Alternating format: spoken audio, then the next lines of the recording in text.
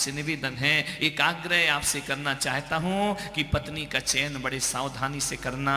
पत्नी हमें 60% दुखों से बचाया करती है। एक बात ध्यान रखना, जब भी कष्ट पड़ेगा, पीड़ा पड़ेगी, दर्द होगे, बुरे दिन आएंगे, पत्नी तुम्हें 60% दुखों से बचा लेती है। ये बात अलग है कि तुमसे पैसा ले लेती है, ये बात अलग है कि पॉकेट में से भी पैसा निकाल लेती हो, ये बात अलग है तुमसे छिप कर भी पैसा रख लेती है।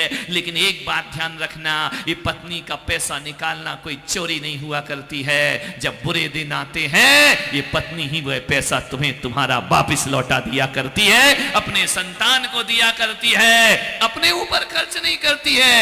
अपने ऊपर खर्च तो तुमसे करवाती है, लेकिन जब तुम में बुरे दिन आते हैं, जो पैसा बचाया है वह निकाल करके तुम्हें दे दिया करती है। ध्यान रखना मान्यवर, किसके लिए करती है?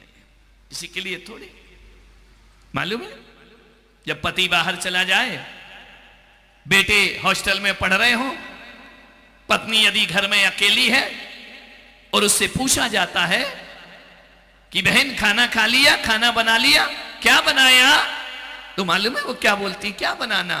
पति परदेश में है, बेटा हॉस्टल में है, मैं अकेली हूं, क्या बनाना, क्या खाना? अचार रोटी दाल रोटी खा लूंगी आज, मुझे खाने का ज्यादा। एक विचार करो, ये भोजन भी अपने लिए नहीं बनाती है, ये भोजन अपनी औलाद और अपने पति के लिए भोजन बनाया करती है। उनकी चॉइस से जिंदगी जिया। सही कह रहा हूं तो ठोक दो तालियां। नहीं, तुम काहे को सपोर्ट कर रहे यार? विचार करो, दूसरों के लिए जीते हैं। मन पत्नी का चयन बड़ी सावधानी से करना।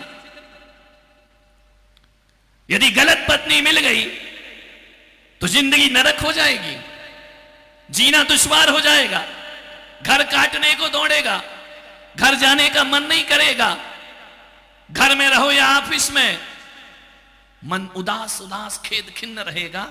गलत पत्नी मिल गई।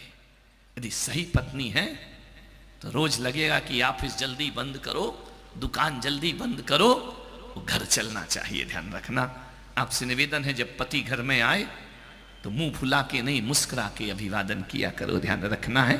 और इतनी प्रशंसा उसकी की ओर करो, इतनी खुशियां उसको दो कि तुम्हारा पति ऑफिस से लेट नहीं, जो 1-2 घंटे लेट आता है, यदि पत्नी प्यार और सम्मान से पेश आती है, पति आधा घंटे पहले घर में आने की अपने अंदर इच्छा पैदा किया करता है। ध्यान रखना है।